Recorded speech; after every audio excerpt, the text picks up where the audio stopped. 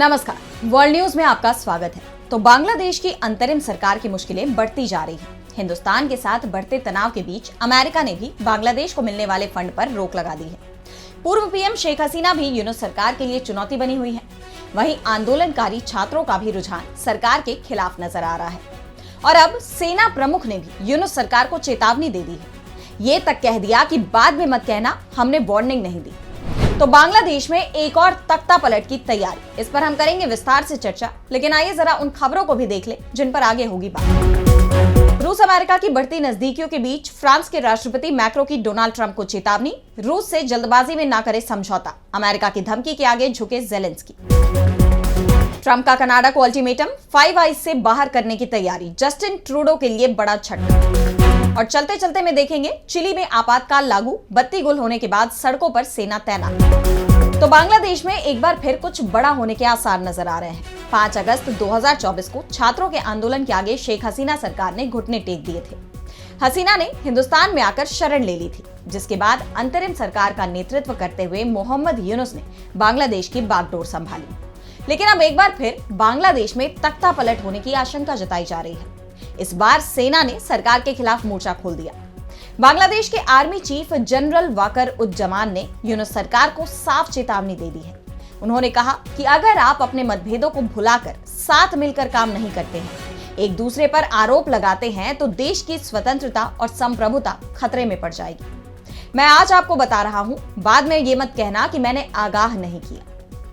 ढाका के रावा क्लब में 2009 में पिलखाना की घटना, जिसमें कई लोगों की जान ली गई थी, उसे याद करने के लिए आयोजित एक कार्यक्रम में संबोधन के दौरान सेना प्रमुख का ये बयान आया है। इससे पहले भी सेना प्रमुख ने कहा था कि जब तक बांग्लादेश में चुनी हुई सरकार नहीं आ जाती, तब तक सेना ही देश की कानून व्यवस्था को देखेगी। उनके इस बयान को मोहम्मद यूनुस की कुर्सी के लिए खतरे के तौर पर देखा गया था। दरअसल बांग्लादेश में जब से शेख हसीना की सरकार गई है, उसके बाद से ही हिंसा की कई घटनाएं देखी गई। बांग्लादेश मोहम्मद यूनुस के शासन में अपराध की चपेट में आ गया है। इन घटनाओं को देखते हुए यूनुस सरकार पर राष्ट्रीय स्तर पर ही नहीं, बल्कि अंतरराष्ट्रीय स्तर पर भी सवाल उठ रहे हैं। ऐसे में सबकी उम्मीदें सेना से ही हैं कि इन घटनाओं पर रोकथाम सेना ही लगा सकती है। और आपको बता दें कि बांग्लादेश में तख्ता पलट का इतिहास पुराना है। 15 अगस्त 1975 को बांग्लादेश के संस्थापक शेख मुजीबुर रहमान की जान लेने के बाद पहली बार बांग्लादेश में तख्ता पलट हुआ था, और तब भी सेना ने ही देश की बागडोर संभाली थी। और अब जिस तरह से बीते कुछ दिनों से आर्मी चीफ की देशभक्ति झलक रही है, उसे देखते हुए ये कयास लगाए जा रहे हैं कि जल्दी ही बांग्लादेश में एक बार फिर तख्ता पलट हो सकता है।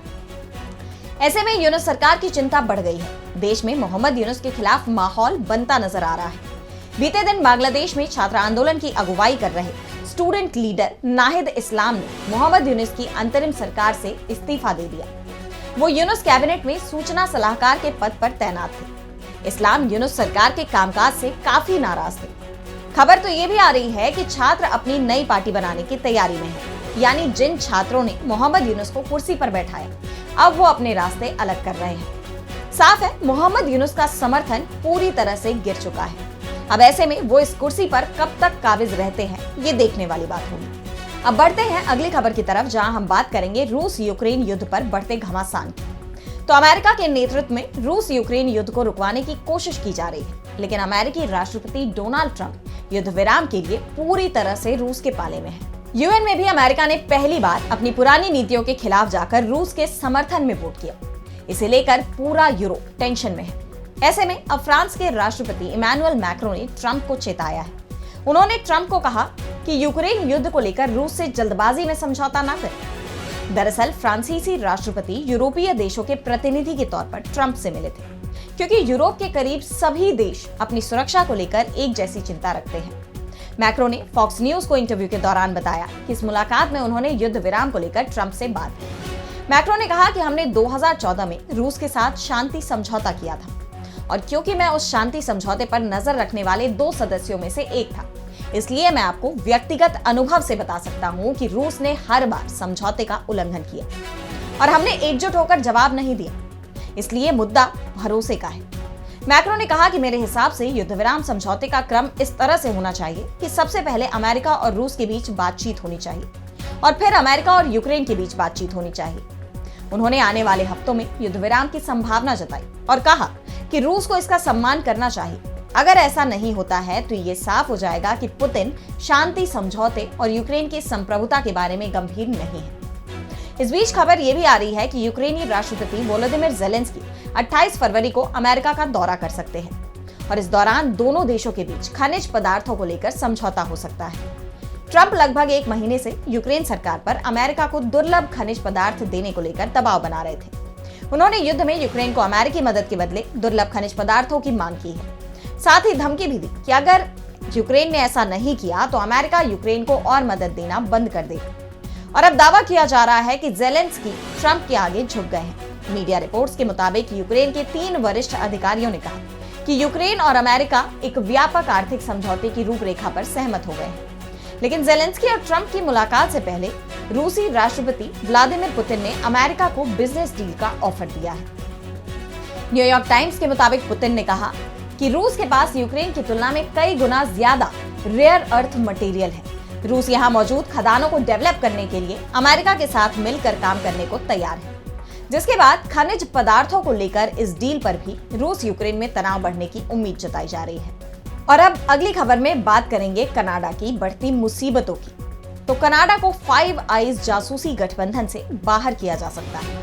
व्हाइट हाउस के अधिकारियों ने 5 आइज से कनाडा को बाहर करने के संकेत दे दिए हैं, जो जस्टिन ट्रूडो के लिए बहुत बड़ा झटका हो सकता है। फाइनेंशियल टाइम्स की एक रिपोर्ट में अमेरिकी राष्ट्रपति डोनाल्ड ट्रंप के सबसे करीबी सलाहकारों में से एक पीटर नवारो के हवाले से ये खुलासा किया गया। ये कनाडा के लिए पैरों तले जमीन खिसकाने वाला फैसला साबित हो सकता है। रिपोर्ट में दावा किया गया कि 5 आइज इंटेलिजेंस शेयरिंग नेटवर्क से कनाडा को बाहर निकालने का प्रस्ताव रखा गया है। डोनाल्ड ट्रंप ने इससे पहले कनाडा पर भारी भरकम टैरिफ थोपने की भी धमकी दी थी और वो कह चुके हैं कि टैरिफ से बचने के लिए कनाडा को अमेरिका का 51वां राज्य बनना होगा। आपको बता दें कि 5 आइज एक इंटेलिजेंस शेयरिंग नेटवर्क है जो खुफिया जानकारियों को आपस में शेयर करता है। इसके 5 सदस्य हैं अमेरिका, कनाडा, ऑस्ट्रेलिया, ब्रिटेन और न्यूजीलैंड। इस जासूसी गठबंधन को दुनिया का सबसे ताकतवर खुफिया नेटवर्क माना जाता है। इसे तत्कालीन सोवियत संघ के खिलाफ बनाया गया था।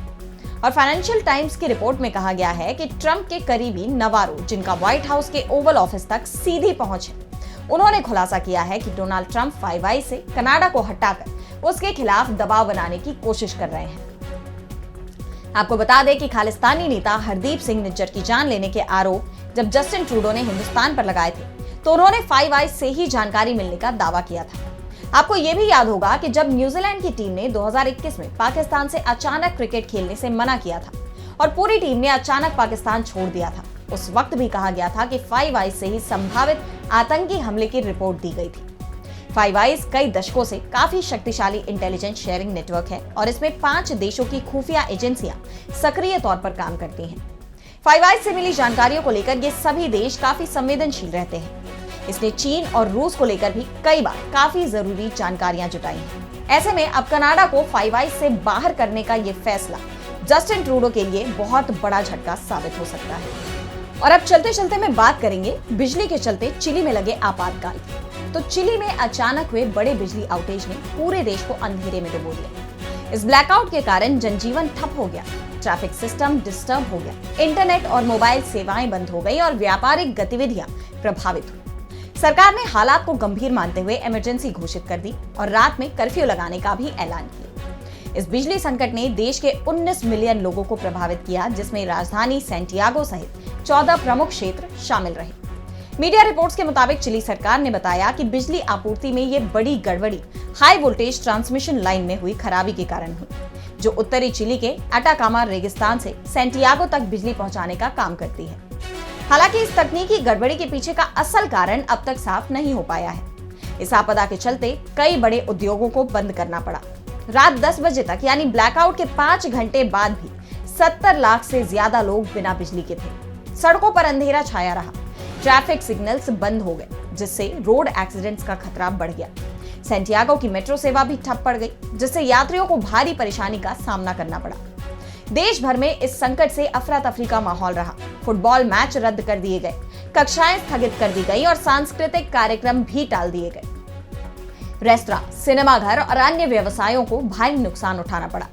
कई लोग मेट्रो में फंस गए, जबकि ऊंची इमारतों में रहने वाले बुजुर्गों को लिफ्ट बंद होने से बाहर निकालने में कठिनाई हुई। कई लोगों ने अपनी टॉर्च और मोबाइल फ्लैशलाइट के सहारे सड़कों पर रास्ता बनाने की कोशिश की। परिवहन मंत्री जुआन कार्लोस मुन्योस ने लोगों से अपील की कि वे घरों में रहें, क्योंकि शहर का यातायात तंत्र पूरी तरह से बाधित है। तो आज इस वर्ल्ड बुलेटिन में इतना ही। देश दुनिया की तमाम बड़ी खबरों के लिए बने रहिए डीवी लाइव के साथ और मुझे दीजिए इजाजत। नमस्कार।